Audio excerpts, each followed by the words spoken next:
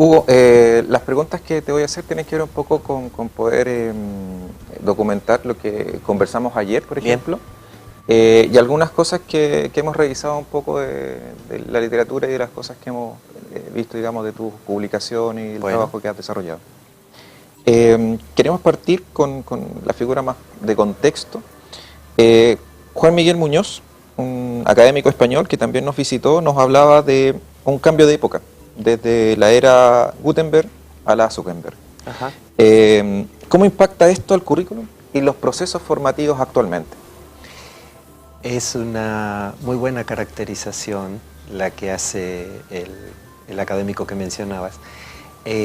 Yo creo que uno de los grandes tránsitos que implica para los estudiantes el pasar de la galaxia Gutenberg a la galaxia Zuckerberg implica que en lugar de aprender lo que está en los libros codificado en los márgenes de una disciplina académica, aprendemos de una manera más deslocalizada, aprendemos explorando los bancos de conocimiento, y eso lo hacemos con un rol más activo como estudiantes, que implica para el profesor un lugar distinto. Eso implica variaciones en cuanto a la metodología, pero también implica variaciones en la organización del aprendizaje. El currículum es un objeto de la modernidad, o sea, tiene que ver con un estado del mundo previo a la Internet.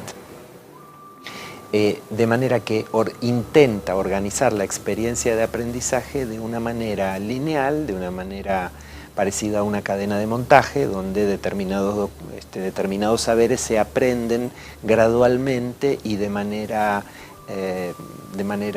enlazada unos detrás de otros, pero básicamente en una secuencia lineal. Yo creo que el gran desafío para los currículos en estos últimos años ha sido pasar de una estructura lineal a una estructura más abierta, más matricial, y que esa estructura matricial admita una manera de procesar el conocimiento que es más afín a los jóvenes de hoy día, que es generando diversos recorridos a través de esa matriz, encontrando diversos caminos. Y eso quiebra la idea de trayectoria uniforme para todos los alumnos, ¿no? La idea de cohorte, la idea de ciclo, incluso la propia malla curricular, si se la empieza a entender como un espacio que los estudiantes pueden recorrer de manera más aleatoria y menos lineal, implica una enorme transformación, porque ya no puedo suponer un prerequisito, no puedo suponer que el estudiante ha transitado primero un conocimiento antes de abordar el otro. Así que eso genera muchas tensiones sobre la práctica curricular.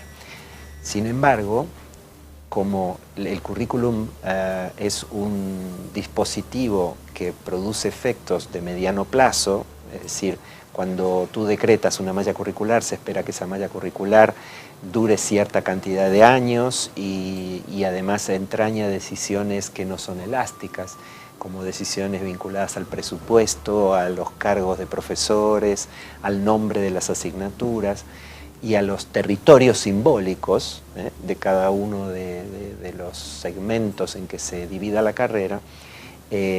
Hoy en día, para las universidades, innovar y pasar a un modelo curricular más abierto como el que estoy describiendo implica un desafío muy fuerte y que no se puede lograr de una manera inmediata, ¿no? Requiere mucha conversación, requiere mucha claridad por parte del liderazgo y requiere modificaciones que siempre son complejas. Y dentro de este contexto, ¿cuál sería el rol del docente? Bien, el docente hoy en día, más que hablar del rol del docente, me gustaría plantearlo en términos de cuál es la situación de aprendizaje novedosa o más actual que estaríamos teniendo en mente, ¿no? Pensar en una situación de aprendizaje donde el estudiante es puesto frente a un determinado desafío, frente a un determinado problema, frente a un determinado entorno complejo. Y ahí nos imaginamos más el rol del profesor como el Virgilio de la Divina Comedia, ¿no? Un guía, una persona que por su conocimiento de ese territorio, de esos saberes, puede acompañar el proceso del estudiante en la construcción de su propio conocimiento. Y esto en el marco de un grupo de estudiantes que siempre es diverso y cada vez lo será más. Entonces, el rol del docente en ese encuadre implica detectar las necesidades de aprendizaje de cada estudiante y ofrecerle a cada estudiante un recorrido, o a cada grupo de estudiantes, un recorrido interesante, un recorrido desafiante.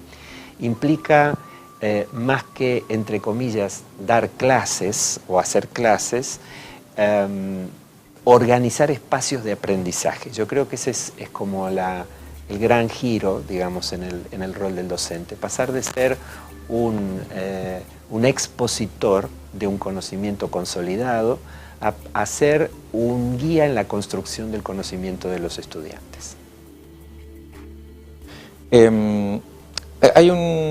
Nosotros tenemos acá acuñando un sistema también, una metodología para acompañar a los docentes en torno a esta figura que es el diseño de experiencias formativas. Y lo que nos ha costado un poco es establecer esta diferencia de la actividad por la actividad versus una agrupación, que es lo que nosotros llamamos que es la situación de aprendizaje. Y de hecho la separación entre estas dos muchas veces no queda muy clara para el docente. Sé que efectivamente, de acuerdo a tu trabajo y tu investigación, has hecho esa diferencia entre lo que es la situación de aprendizaje y la actividad. ¿Nos podrías conversar un poquito sobre eso? A ver, hay un paradigma clásico que es el entrenamiento de habilidades, ¿no? Que se basa en actividades cortas que intentan lograr del estudiante un dominio microscópico en alguna situación. Suponte, por ejemplo, que hablamos del cálculo de derivadas en análisis matemático o que hablamos de la medición del peso en un laboratorio de química o que hablamos de la traducción de un texto en un campo de la lingüística, ¿no es cierto? Es decir, se intenta a través de ciertas actividades lograr una performance cada vez más adecuada, ajustada y hábil. Y eso, muchas veces esas actividades las podríamos incluir dentro del paradigma del entrenamiento, por así decir. Eso es algo que tiene un valor y hay que reconocérselo, pero no logra,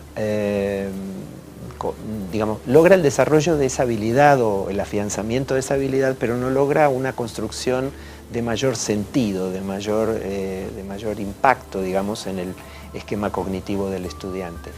Lo que resulta de mayor impacto en el esquema cognitivo del estudiante es una situación, y la palabra la uso deliberadamente porque tiene que ver con un paradigma de aprendizaje situado, en el cual los estudiantes son puestos en un contexto significativo desde el punto de vista del desempeño profesional, en su futura vida profesional, y en un contexto que a la vez es complejo, es decir, donde no manejamos todas las variables o no conocemos todo lo necesario para transitarlo.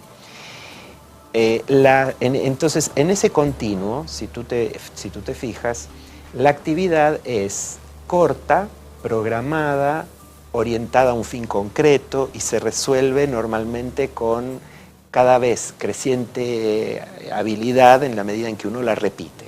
En cambio, las situaciones son complejas, son borrosas, son interesantes, son motivantes porque tienen algo que ver con la vida y requieren del estudiante un primer paso que es darme cuenta de qué recursos necesito para resolverla con eficacia y en el caso de que no los tenga, construirlos. Entonces, en general uno puede darse cuenta de si estamos trabajando actividades o si estamos trabajando situaciones en cuanto a la dimensión temporal de la tarea. Las actividades se pueden resolver en 15 minutos, en media hora, en un día, pero las situaciones de aprendizaje normalmente requieren un proceso más largo, requieren a veces varias semanas, ¿sí? De manera que tienen la dimensión, entre comillas, de una unidad dentro del programa y no más bien la dimensión de la clase. ¿Se entiende? Bien, a propósito de esto que recién mencionaba, flexibilidad, atemporalidad, ¿es posible más allá del paradigma actual? ¿Y cuál sería el tránsito más idóneo? Suspiro porque me parece que es un tema que requiere, ante todo, una conversación muy seria y muy profunda con los docentes, porque le estamos pidiendo a profesionales que tienen un hábito, una práctica, una manera de ejercer la docencia, y le vamos a pedir que hagan otra cosa. Entonces, eso implica transitar unas incertidumbres, implica transitar unas desconfianzas, implica transitar un proceso de aprendizaje de algunas maneras de trabajar distinto en el aula. Así que para eso, imagínate tú, por ejemplo, que un profesor que está acostumbrado a hacer clase expositiva, siguiendo las unidades de un programa y haciendo pequeñas actividades de aprovechamiento, digamos, si a ese profesor le quisiéramos proponer que grabe sus clases para que estén disponibles para los estudiantes, que las escuchen 1, 2, 7 o cuantas veces quieran, que el espacio en el que él está junto con los estudiantes sea un espacio de diálogo, de debate, de pregunta o de construcción de sentido, que él pueda acompañarlos en procesos de indagación o de búsqueda de información para responder determinadas preguntas, implica que el docente ensaye y ponga en juego unos nuevos gestos pedagógicos que, primero, le tienen que hacer sentido a él, y si no construimos primero ese sentido con él, vamos a encontrarnos una resistencia difícil de maniobrar. Y segundo, una vez que le hayan hecho sentido, necesita poderlos implementar, digamos, sentirse seguro durante el proceso de implementación. Y ocurre en ese caso lo que sucede cada vez que hacemos frente, como adultos, a un proceso desafiante para el cual no nos sentimos del todo preparados, que es que nos da un poco de miedo, nos hace salir de nuestra zona de confort, necesitamos apoyo, necesitamos acompañamiento. Así que la idea de pasar de un modelo más centrado en la exposición a un modelo más centrado en el trabajo, en un trabajo más atento al proceso de aprendizaje de los estudiantes, requiere, yo diría, una tarea de capacitación y de formación y de acompañamiento de los docentes que no es menor. Siguiendo un poco en la temática curricular, ¿cómo se puede integrar los reconocimientos de aprendizajes previos dentro de un proceso que no sea solamente a partir de una situación de que yo me quiera cambiar de una carrera a otra, sino que esté incluido dentro de en una situación más quizás orgánica, más fluida dentro del proceso? Por empezar, yo diría, ahí tenemos que distinguir un aspecto que es los obstáculos al reconocimiento de actividades previos que tienen que ver con una manera de entender el funcionamiento de la universidad, y segundo, unos obstáculos más de tipo práctico. Los obstáculos del primer tipo tienen que ver con cómo la universidad se ve a sí misma. Si la universidad se ve a sí misma como una organizadora de carreras y una productora de graduados, tiende a ser difícil desde ese paradigma la inclusión de los aprendizajes previos.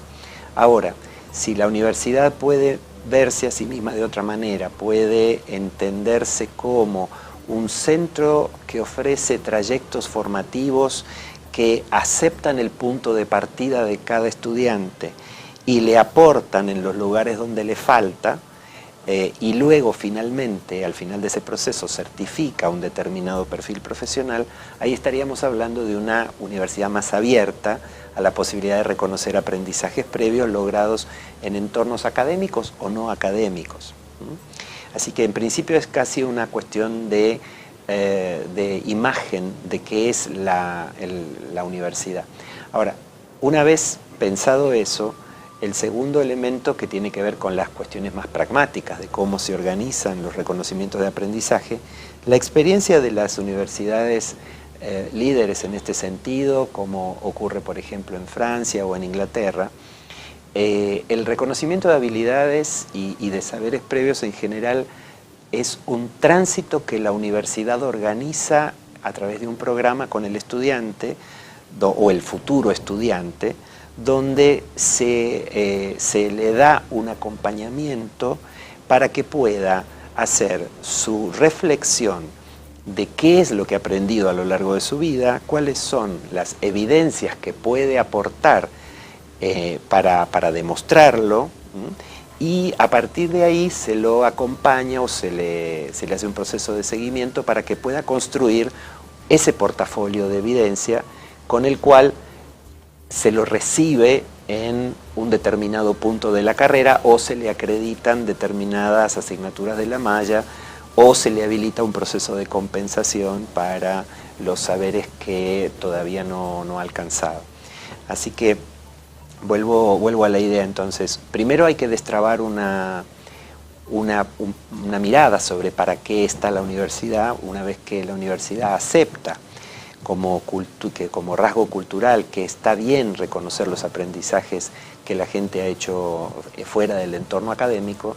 Ahí entonces tenemos que hacer un proceso de calidad, un proceso orgánico que le permita al posible estudiante saber qué es lo que sabe, saber qué es lo que aporta, saber qué es lo que trae, y que en ese proceso la universidad también certifica y reconoce ese punto de partida. Así que nunca es un proceso simplemente burocrático, administrativo, tráigame estos papeles y yo le digo en qué año de la carrera lo puedo ubicar. Eso sería un proceso de baja calidad además, ¿no? Es decir, se necesita hacer un tránsito por el cual el estudiante y la universidad se encuentran, ¿no?, en una tierra intermedia con alguna facilitación. Al parecer, dentro de lo que hemos conversado y lo que nos ha estado explicando, la evaluación tiene un rol bien preponderante. De alguna u otra forma, la evaluación también es un problema didáctico. Y desde esa perspectiva, hablamos acerca de lo previo, ¿cierto?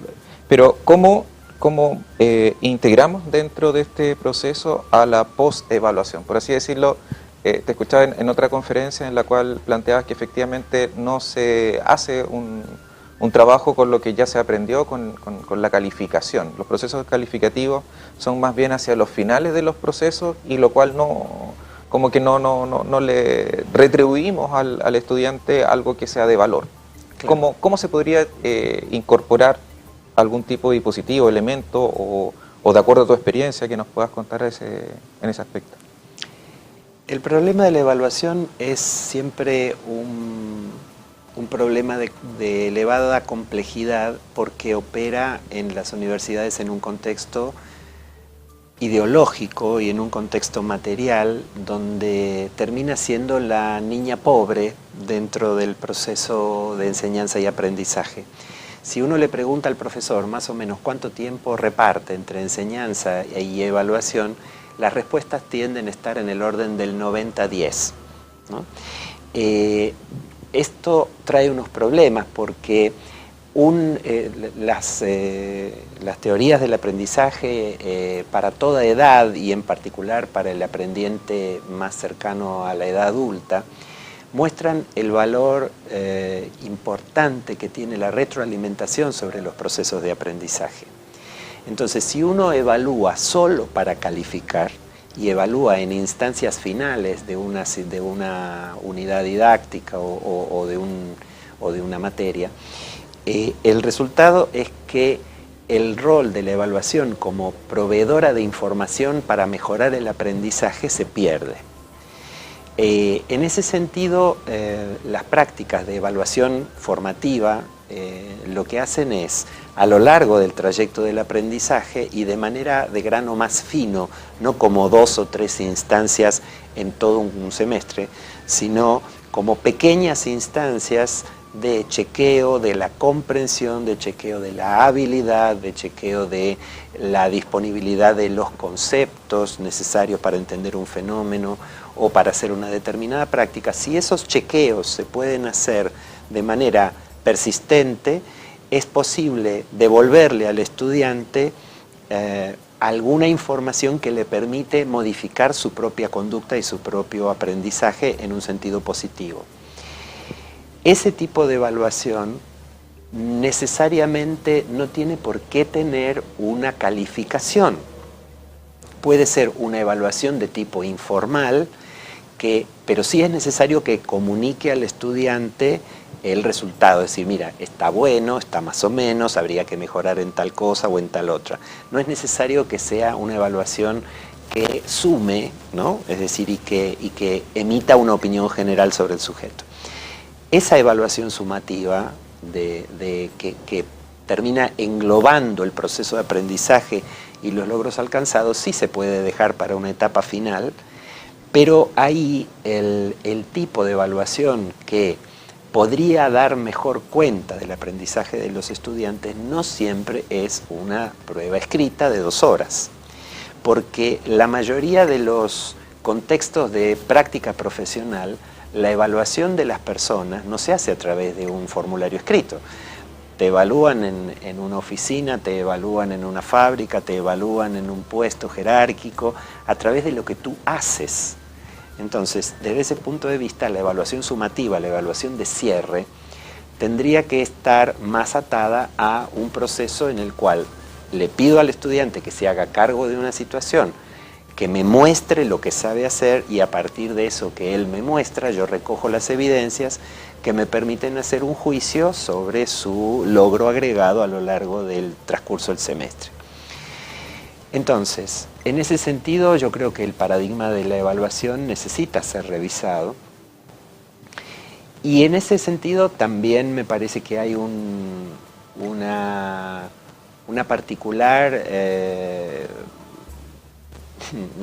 particular enamoramiento con la idea de la nota, ¿no? Que habría que quizá poder revisar. Porque la nota numérica es una traducción de un desempeño en una escala, ¿no? Cuán satisfactorio es un desempeño del estudiante en una escala. Ahora, dicho esto, toda traducción tiene sus límites, entonces, y produce la traducción de un desempeño a una nota numérica en una escala, produce pérdida de información cualitativa. Tú comparas 2 personas que han sacado un 4 y no sabes si ese 4 refleja los mismos aprendizajes. Entonces, se ha perdido información. Si además de esa pérdida de información yo utilizo una metodología donde califico con número cada prueba parcial y luego hago un promedio de esos números, el promedio vuelve a perder información, con lo cual el resultado es que el número final, la nota final que le ponemos a un estudiante en una asignatura cualquiera, dice bastante poco de lo que ese señor sabe, ¿sí? Solamente es una forma de comunicar que se ha vuelto estándar y que se ha vuelto de práctica y que todos creemos entender, pero en realidad es muy poco informativa.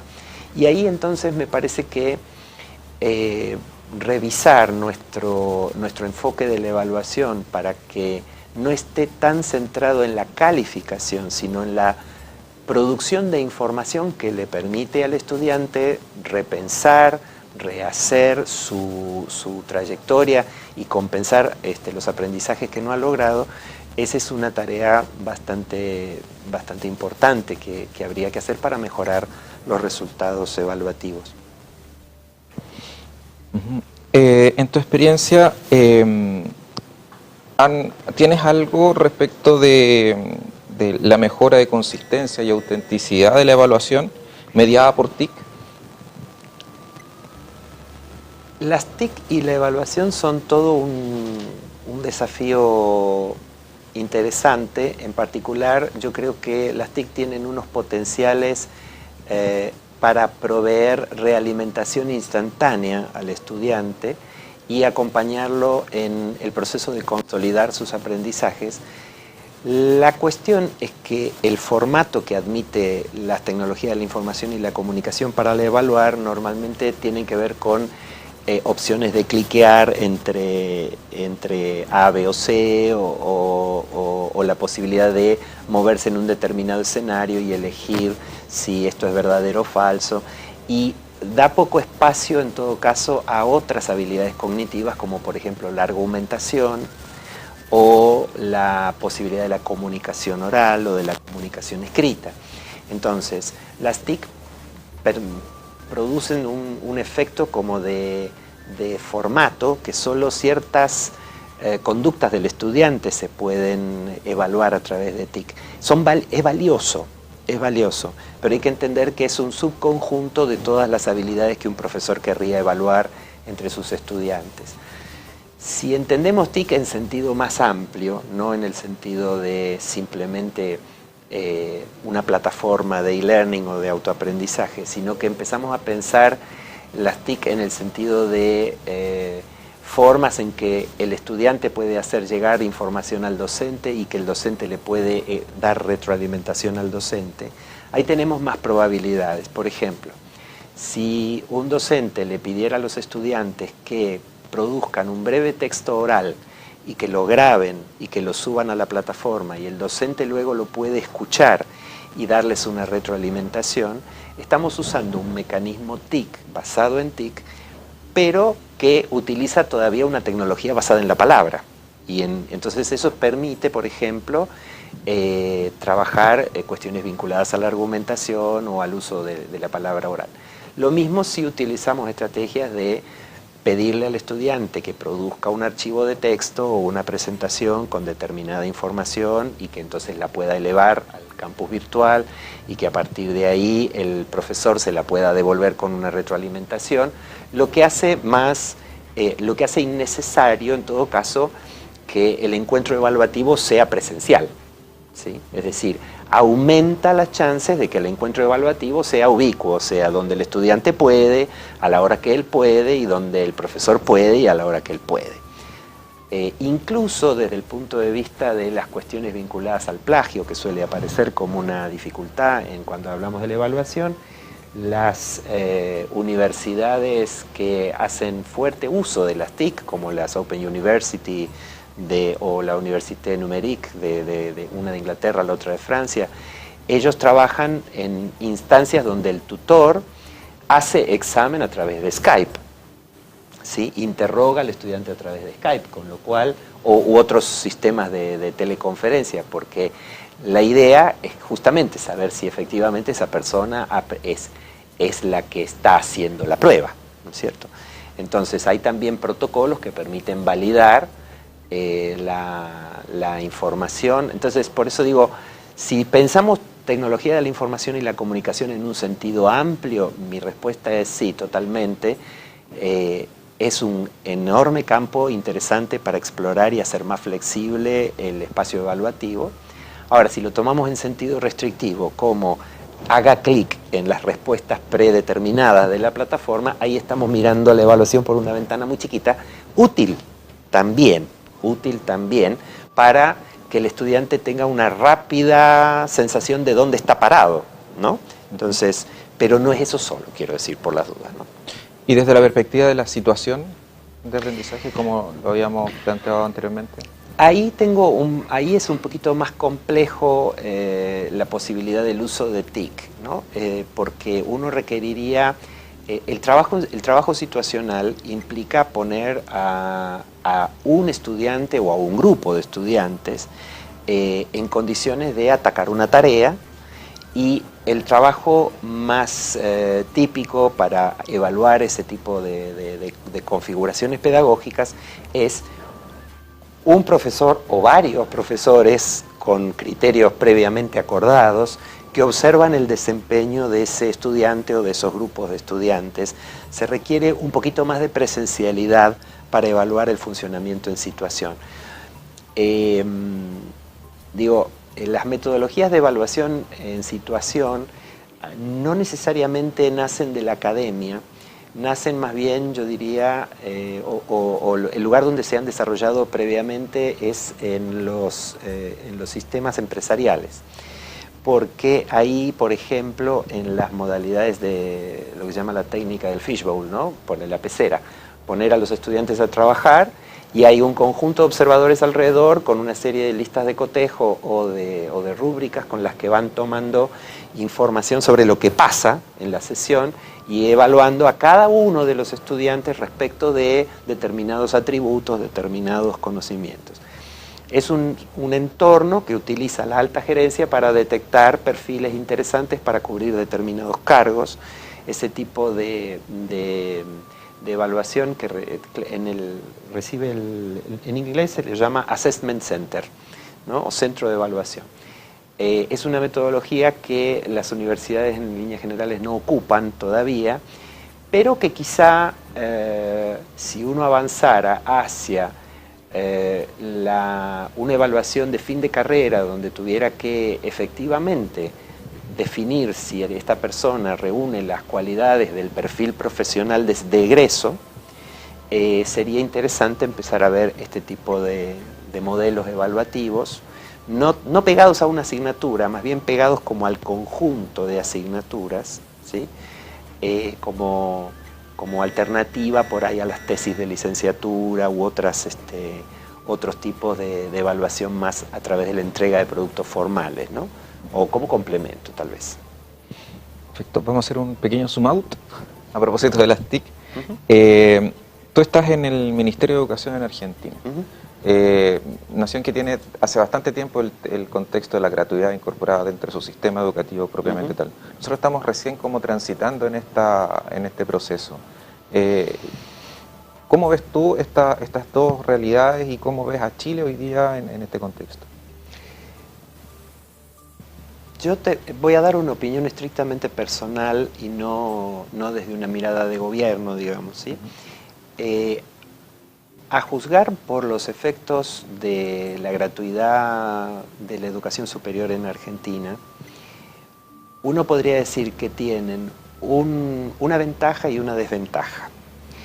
La ventaja es que en promedio, si uno pudiera preguntar cuántos años de educación superior en promedio tiene una población, Argentina da alto para la región. Es decir, tenemos una buena tasa de cantidad de años transcurridos en la educación superior por habitante, y eso para mí es el lado interesante o positivo, que es la posibilidad de elevar el nivel cultural general de la población, de permitir debates ciudadanos más inteligentes, de permitir una toma de decisiones basada en información mejor pensada. Así que en ese sentido a mí me resulta muy interesante, digamos, la idea de la gratuidad como para elevar el nivel cultural promedio de una sociedad. La desventaja a la que aludía recién es el hecho de que al no haber un compromiso económico, digamos, con la carrera universitaria, con no tener que pagarla, se produce desde el punto de vista de lograr la terminalidad de la carrera. Muchas veces las personas pueden decir, y bueno, si no llego, si no termino, no importa, ¿no? Entonces, creo que ahí hay un incentivo, no diría yo que falta, digamos, no es que yo crea que solo los incentivos económicos son los que hacen que las personas se terminen una carrera, ¿no? Hay otros incentivos, hay incentivos simbólicos, hay incentivos vinculados al progreso personal que también hay que tener en cuenta, pero es un efecto, ¿sí? Así que en ese sentido yo creo que en el balance a mí me da positivo, ¿sí? En el balance me da positivo en el sentido de que como dispositivo para elevar el nivel cultural general de una población me parece que es una excelente inversión pública. de los dineros públicos, y en la toma de decisión de los dineros públicos, cada sociedad elige en función de su escala de valores, de su sistema de valores. Yo entiendo, en el caso chileno, en el cual no soy experto, por lo cual corro el riesgo de decir una barra basada importante, entiendo que la sociedad chilena está en transición respecto de los valores asociados a la educación, y está revisando su idea acerca de si la educación superior debe considerarse un bien de consumo o un derecho. Y yo creo que hay posiciones para todo, desde todos los campos posibles, ¿no? Creo que entenderla como un derecho es un proceso evolutivo al cual las sociedades en su conjunto van tendiendo. El reconocimiento de que ciertas cosas son derechos y a la vez espacios interesantes para una sociedad digamos, son parte de la cultura actual, y alejarse de una cosmovisión donde el estudio o el saber es una mercancía, en todo caso, ¿no? Creo que también colabora a generar una relación más limpia con el proceso de producción de una carrera universitaria, ¿no? Porque cuando tú piensas en una carrera universitaria en términos de costo-beneficio, en términos de lo que me va a dar o cuánto la puedo pagar y todo ese tipo de cosas, también del otro lado hay una institución que está cuidadosa del ingreso económico o la sustentabilidad económica y dedica muchas de sus energías a eso, cuando en realidad yo creo que una universidad tiene que dedicar mucho más sus energías a lograr el aprendizaje, ¿no? Lograr la comunicación del saber.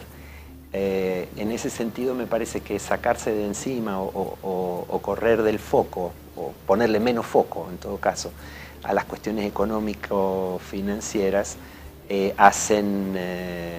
yo creo que liberarían un montón de energía disponible, ¿no?, de las instituciones para educar mejor. Bueno, esta no es la primera vez que tú vienes a la Universidad de Valparaíso. Han pasado ahí un espacio de años importante. Y basado en eso, ¿cómo ves tú hoy día la universidad? ¿Y cuál sería, a propósito de esto, tu mensaje a la comunidad académica? Si mal no recuerdo, empecé a venir por aquí en el año 2009. Ha pasado bastante agua desde aquel entonces. En una tarea profesionalmente muy desafiante con algunas de las carreras, y luego volví algo así como en 2012, y en todo ese proceso observé la producción del modelo educativo institucional y el lento cambio, el deshielo de los glaciares, ¿no?, respecto de la adopción de un modelo orientado por competencias. Yo pienso que ese proceso debe haber estado acompañado de un montón de discusiones y debates que seguramente han enriquecido el funcionamiento de la universidad y han hecho acercar perspectivas a los distintos actores.